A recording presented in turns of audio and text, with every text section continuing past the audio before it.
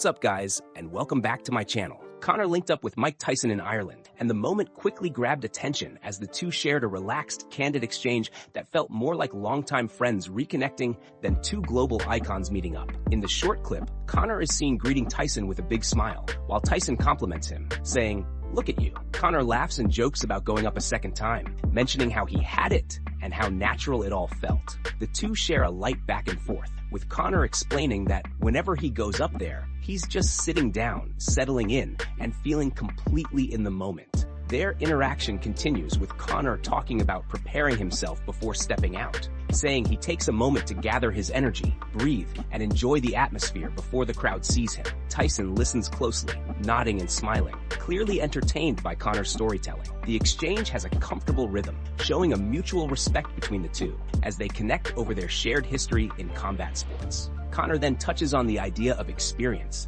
and how everything they've gone through, inside the ring, inside the cage, in front of cameras, and throughout years of high-pressure promotions, makes them perfect candidates for the positions they're in today. He emphasizes how the years of ups and downs, wins and losses, injuries, recoveries, and massive spotlight moments have shaped them. Conor jokes about going up and down the alien, referring to one of the promotional setups, and how he took part in all the branding and hype with full enthusiasm. The interaction between Conor and Mike Tyson felt genuine, energetic, and charismatic, giving fans something refreshing to enjoy as two combat sports legends shared a moment filled with humor, respect, and personality. And before we continue, make sure to leave a like on the video and subscribe to help support the channel. Moving on to another news, Petr has taken a direct shot at Sean O'Malley, bringing up their controversial 2022 fight and reigniting a debate that has never fully cooled down.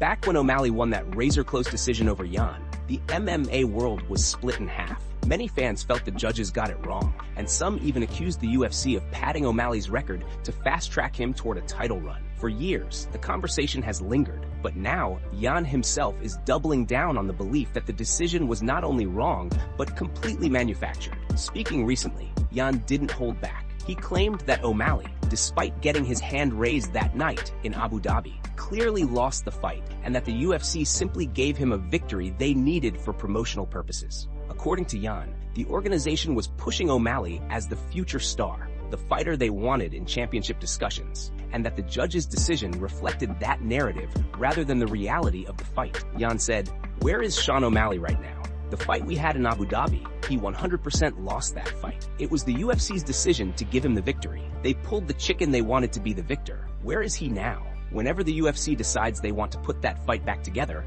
why not?" His words were sharp, direct, and filled with the frustration he's carried since that night. The MMA community immediately reacted. Fans revisited the footage, re-arguing every round, every moment, every significant strike. Some agreed wholeheartedly with Jan, saying that he controlled the fight, landed the cleaner shots, and dictated the pace. Others defended O'Malley, arguing that his movement, precision, and counter-striking were enough to earn the win, even if it wasn't dominant. Still, the larger narrative remains the same. The result was controversial, and many believe the story between these two isn't finished. With Jan now openly calling the win fake, the rivalry feels more alive than ever. And if the UFC decides to run it back, the rematch would carry even more heat, intensity, and anticipation than the original. Moving on to another news, concerns are rising for Merab as his weight cut ahead of UFC 323 has started to worry fans and analysts. With the fight set for December 6th, where Merab will defend his bantamweight title against Petr, many noticed that he looked noticeably drained during a recent interview. Speaking with ESPN, Merab opened up about the difficulty of this particular cut and explained exactly what he has been going through. He said he stopped drinking water on Monday, and even though he had been drinking normally on Saturday, Sunday, and Monday, his body reacted fast. By Tuesday, he said he had stopped peeing completely, which is always a sign that the body is under major stress during a cut. His weight was still high at that moment, and although he remained confident he would make weight, he admitted the entire process was taking a serious toll on his energy levels. Merab went on to explain that, for him, this stage of fight week is always a mental battle. He said cutting weight is something he has learned to do his own way, even though that way is always hard. He talked about feeling low energy, feeling drained, and trying to push through the fatigue. Despite these challenges, he still believed he would get to the number on the scale when it mattered. But even with his confidence, fans watching the interview couldn't help but notice how exhausted he looked. Across social media, the MMA community expressed real concern.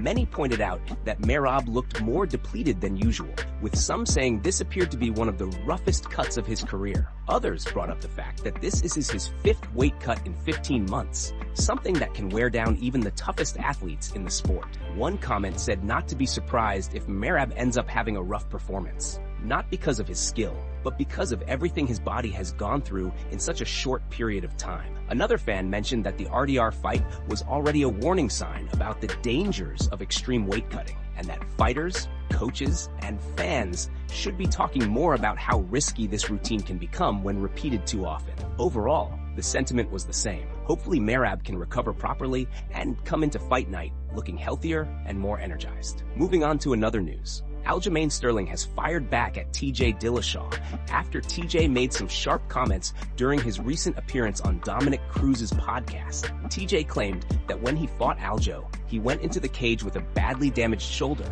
yet still believed he could beat him because he viewed Aljo as a weak champion. According to TJ, even with the serious injury, he felt confident he could get the job done. But as everyone remembers, he ended up losing by TKO in the second round, with the injury playing a major role in the outcome. This week, Aljo appeared on Cruz's podcast as well, and he didn't hold back in his response. He immediately pushed back on TJ's comments, calling him a cheater and saying he was never surprised by anything that happened during their fight. Aljo said it was actually satisfying because he had known for a very long time that TJ wasn't clean, and he didn't hesitate to share that he had heard things from people who trained with Dillashaw. He stopped himself from naming names, but he said that people from TJ's own team were the ones who told him that TJ had been the guy showing others exactly how to cheat. Aljo laughed at the irony, pointing out that TJ was the one teaching it to fighters at Team Alpha Male, and yet acting like he had been wrong. Aljo continued by saying, "Look at him, he has nothing to say." He explained that although he couldn't claim to have hard evidence,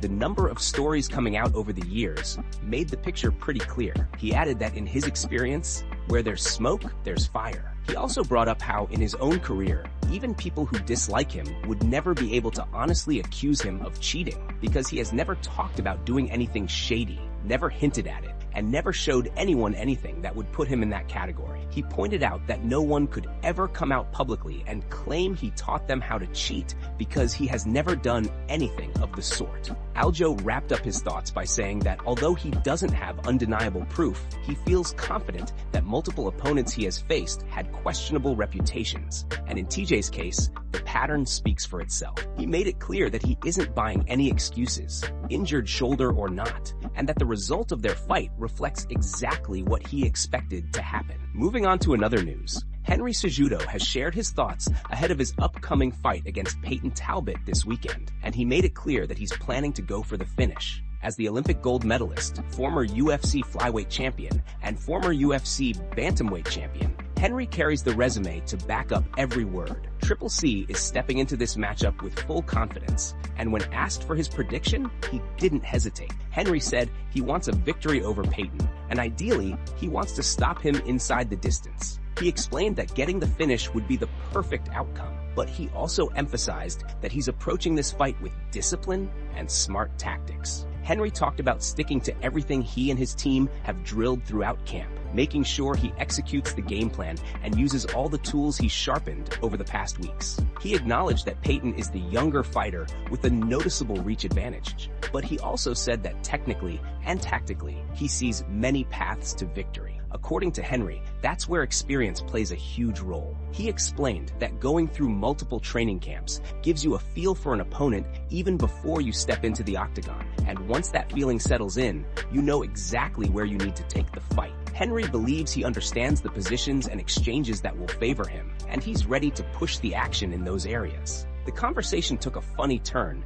when Henry joked about fans buying the last pay-per-view. He teased that unless someone is illegally streaming it, they're giving pay-per-view points to the fighters. Then he laughed and admitted, jokingly, that he used to do that himself. He quickly corrected it by saying, "I allegedly have not done anything like that," keeping the moment lighthearted. Overall, Henry made it clear that he's entering this fight with confidence, focus, and a strong desire to remind everyone why he's considered one of the most accomplished combat athletes ever. He's aiming for a finish, But above all, he's aiming for a smart, tactical performance that gets his hand raised. Moving on to another news. Joe Rogan addressed the swirling rumors around Ilia and the recent online drama involving a photoshopped image of Ilia's wife. On the Joe Rogan Experience, he reacted to an edited picture that had been circulating, a fake shot showing her with another man who was said to be a rapper from the UK. The real photo, taken back in 2023, was simply her standing next to her brother, but the altered version fooled a lot of people online,